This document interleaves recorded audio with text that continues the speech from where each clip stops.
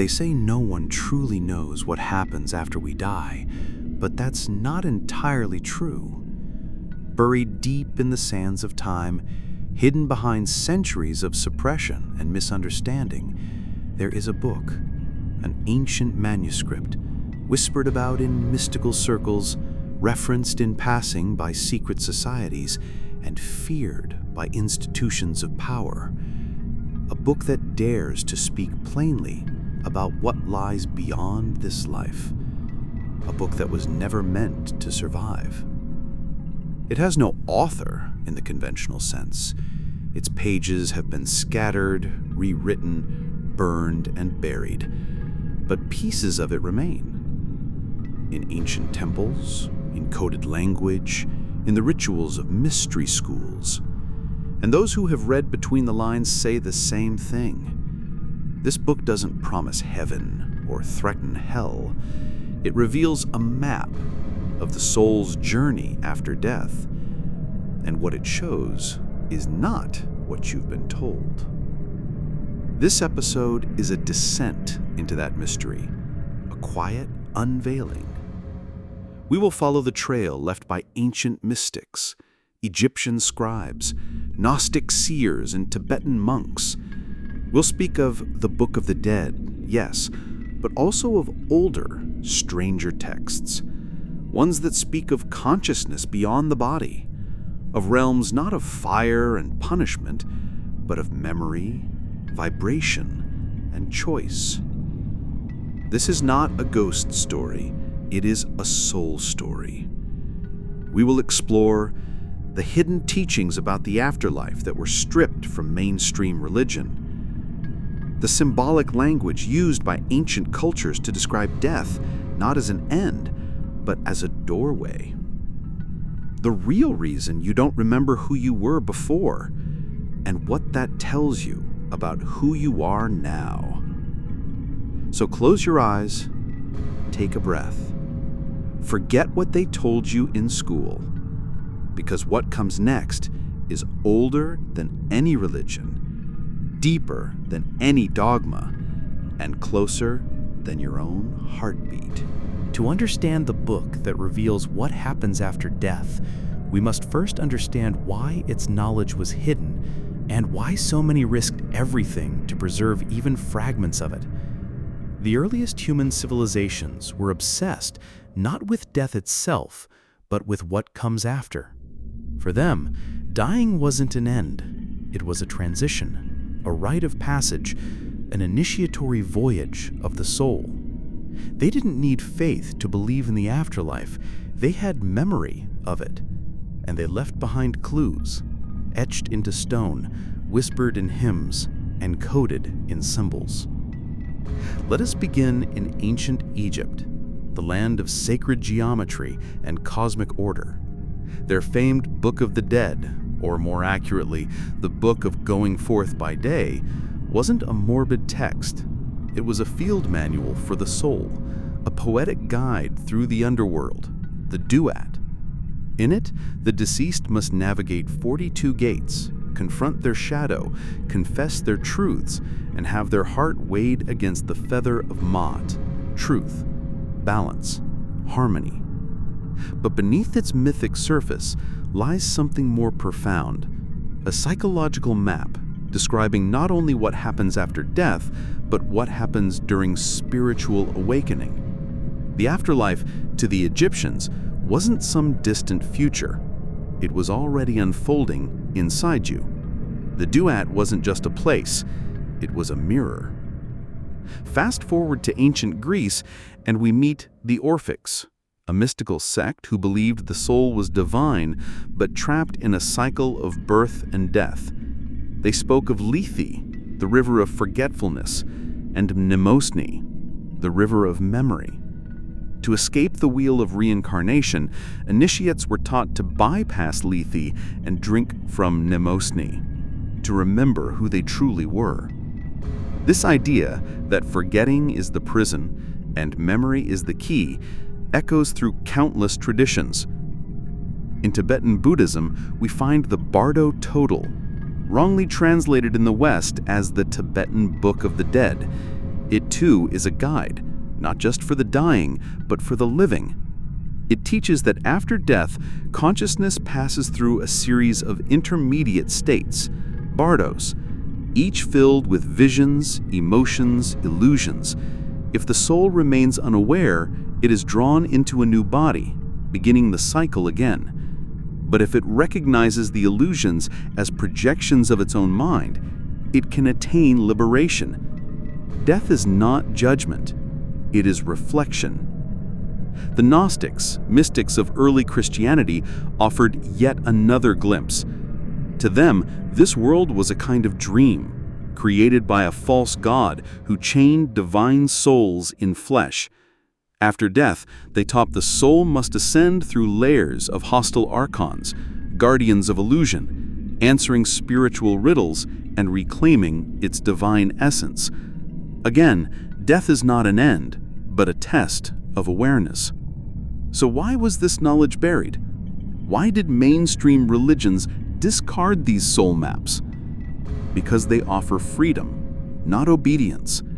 They tell you that you are the key, not a priest, not a savior, not a system. The truth does not come from above, but from within. That the soul survives, that death is a process, that memory is the gate. And those teachings are dangerous to anyone who profits from your fear. So the book was broken apart, disguised, demonized, but it never disappeared.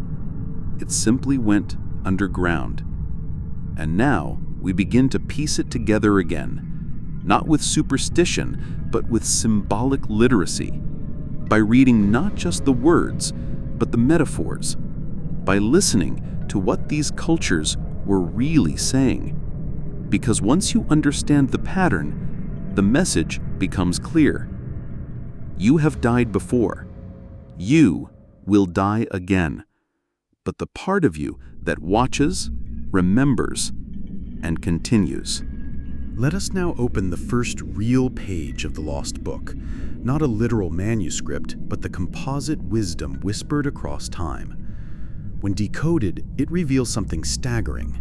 Life after death is not a destination, it is a process.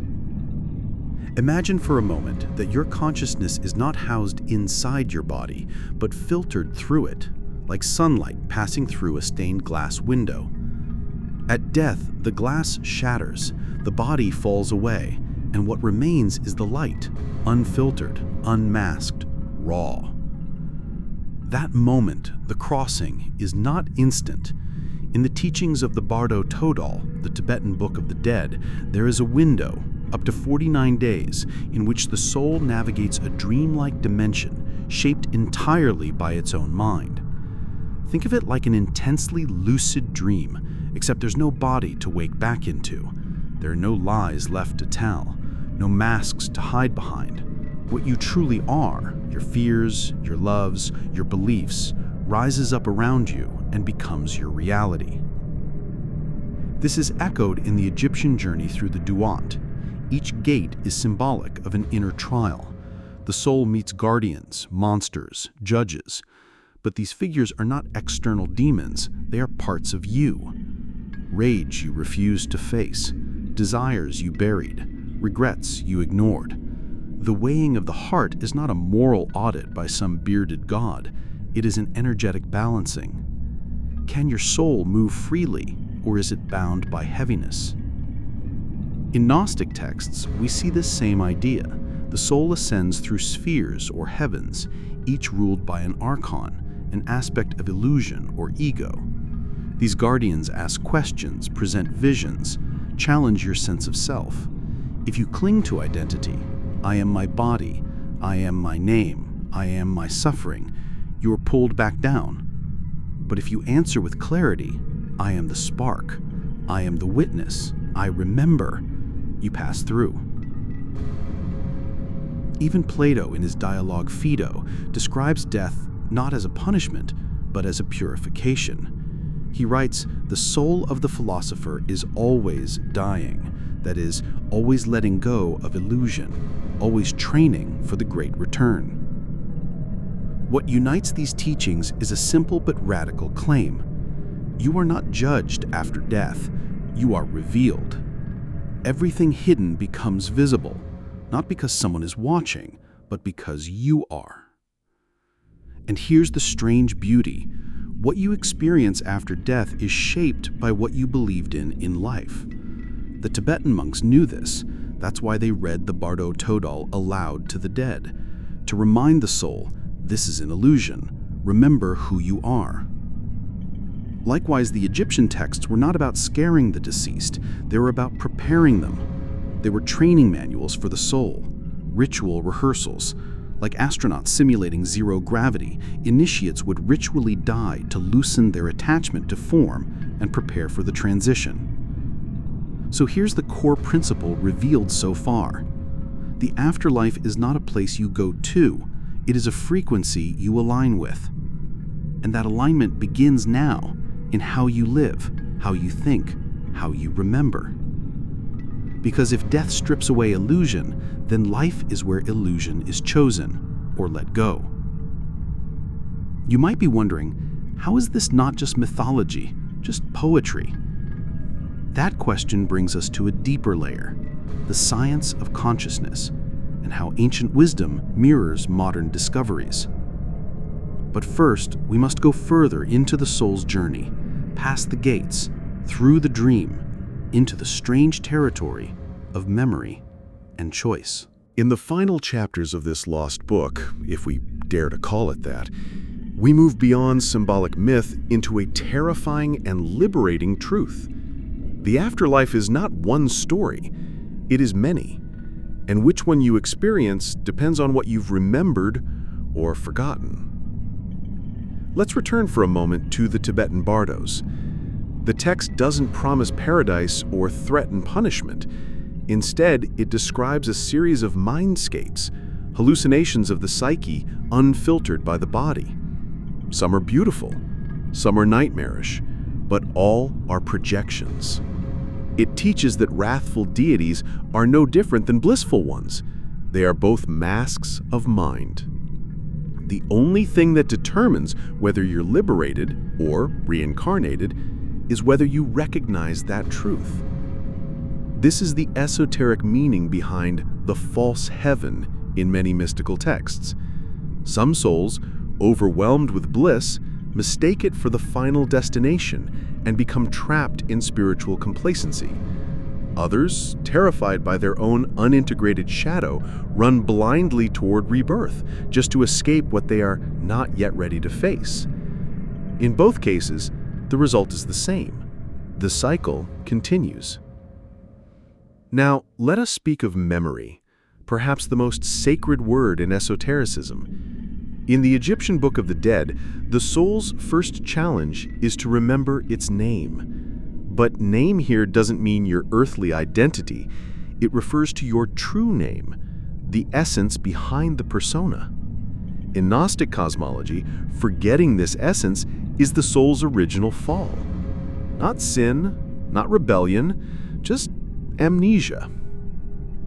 And so ancient initiates were trained to remember, not with the mind, but with the soul. Memory was considered not just a function of the brain, but a thread that connected the soul across lifetimes. The Orphics even buried their dead with gold tablets instructing them how to bypass Lethe, the river of forgetting, and drink instead from Mnemosyne, the river of memory, because memory in this sense was liberation. Here's where it gets even stranger. Modern near-death experiences, NDEs, often describe a similar process. People report entering realms where thought becomes environment, emotion becomes landscape, and truth cannot be hidden. Time disappears. The self expands. Some meet beings of light. Others feel themselves dissolve into an ocean of consciousness. But a common thread remains.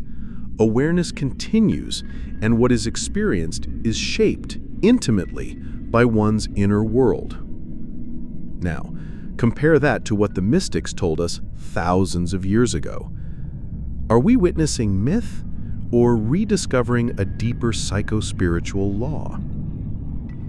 Let's be clear, not all of this is literal.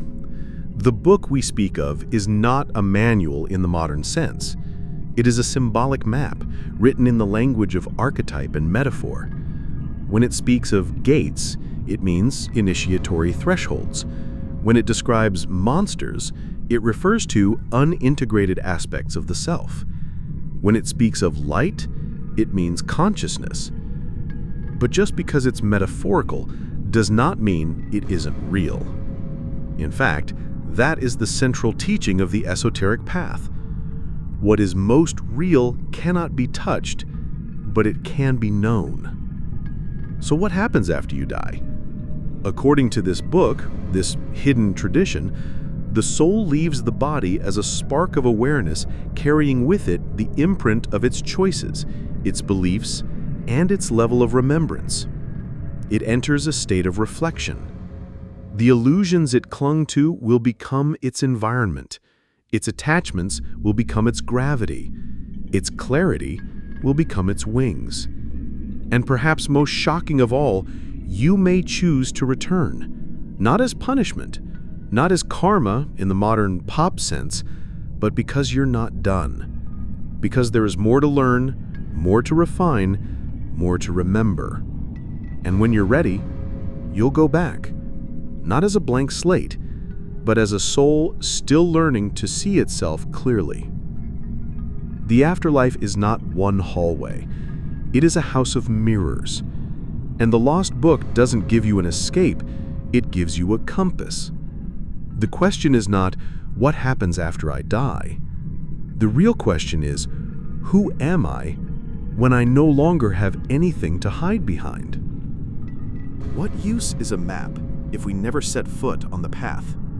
If the lost book truly describes not a fantasy, but a deeper layer of reality, then the most powerful thing we can do is begin now, to prepare, to remember, to become lucid while still alive.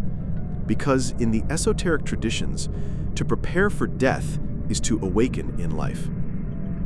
Let's begin with 3 core practices, rituals not of religion, but of remembrance. Practice conscious dying while still alive. This is not morbid, it is liberating. The ancient Egyptians believed that dying before dying was the key to immortality, not of the body, but of awareness. Likewise, the Stoics reminded themselves daily, memento mori. Remember you will die, not to depress, but to awaken. Exercise. Once a day, sit quietly. Visualize your death, not in fear, but as a release. Imagine the body falling away, the thoughts dissolving. Ask, what remains? Sit with that answer, that stillness, that presence. Over time, the false self begins to loosen, and the deeper self, the one that remembers, begins to speak. Shadow integration, soul lightness for the Bardo. If your afterlife reflects your inner world, then what you carry inside matters. In the Bardo teachings, fear becomes demons, guilt becomes barriers, regret becomes gravity. To lighten the soul, begin unburdening it. Exercise. Each evening, write down one thing you avoided feeling that day. Just one. Fear, jealousy, shame, a desire you judged. Bring it into the light. No fixing, just witnessing. That is alchemy. The more of yourself you reclaim now, the less of yourself you'll fear then. Lucid living, training for lucid death. If the afterlife is shaped by thought and awareness, then training awareness now is non-negotiable. This is where mystical traditions converge with modern science. Lucid dreaming and meditation both sharpen the very skills needed to remain conscious beyond the body. Exercise. Begin with witness meditation. Several times a day, pause and ask, who is watching this moment? Not in your head. Feel it. You'll notice a strange shift. That's the witness, the part of you that continues. Lucid dreamers report that regular use of this question, am I dreaming, leads to awakening within the dream. What if death is a similar dream, and that same technique could make you wake up inside it? Bonus technique: life review in real time. Many near-death experiencers describe a life review after death, a moment where every action, thought, and feeling is re-experienced. But what if you didn't wait? Exercise. Once a week, review one chapter of your life as if you've already died. Play it back. Ask yourself, what lesson was hidden there? Where was I unconscious? Where was love withheld or freely given? This reframes your life into the myth it actually is. And when your time comes, it won't feel like a collapse. It will feel like a continuation. Challenges you'll face. Ego fatigue. Your lower self will fight to avoid silence. It will distract, numb, delay. That's its job. Emotional resistance. Shadow work can feel like drowning, but what you're actually doing is learning to breathe underwater. Spiritual bypassing. Beware the trap of vibing higher as a way to avoid the inner descent. The afterlife rewards integration, not performance. This isn't about escaping death. It's about meeting it prepared, not with superstition, but with spiritual clarity. Because the great secret isn't that we die, it's that we keep forgetting we already know how to return. And the lost book? It's written inside you. Every time you choose awareness over sleep, every time you turn inward instead of away, you are remembering. What if death is not the end of your story, but the part where you finally understand it? Across ancient sands, monastery walls, forgotten scrolls, and whispered teachings, a message has been carried, hidden in symbols, guarded by mystics, and preserved in fragments. A message that has survived all attempts to silence it. You do not end when your body ends. You return, you review, you remember. The lost book we've explored today is not a single tome locked in some forbidden vault. It is a composite text, scattered across cultures and centuries, yet united by one purpose: to prepare the soul for what comes next. It doesn't ask you to believe, it asks you to remember. To remember that your life is not random, that your thoughts echo into dimensions unseen, that the way you live now becomes the landscape you walk through later, and most of all, that the part of you watching this video, the still, silent presence behind your eyes, is the same one that will be watching when your heart stops. There is no curtain, there is no final black screen, there is only the next layer. So, ask yourself, what am I afraid to face? What part of me am I hiding? And if I were to leave this body tonight, what would I carry with me? Let this be your call, not to fear death, but to train for it. To live so lucidly that when the moment comes, you meet it not with terror, but with recognition. Because the greatest journey is not into the afterlife, it is into the truth of who you really are. And the lost book? It's been waiting for you to open it from the inside. If this message resonated with you, share it, reflect on it, return to it, because remembering is how the journey truly begins. Let me know if you'd like this formatted as a voiceover-ready script or need visual directions for each section of the video.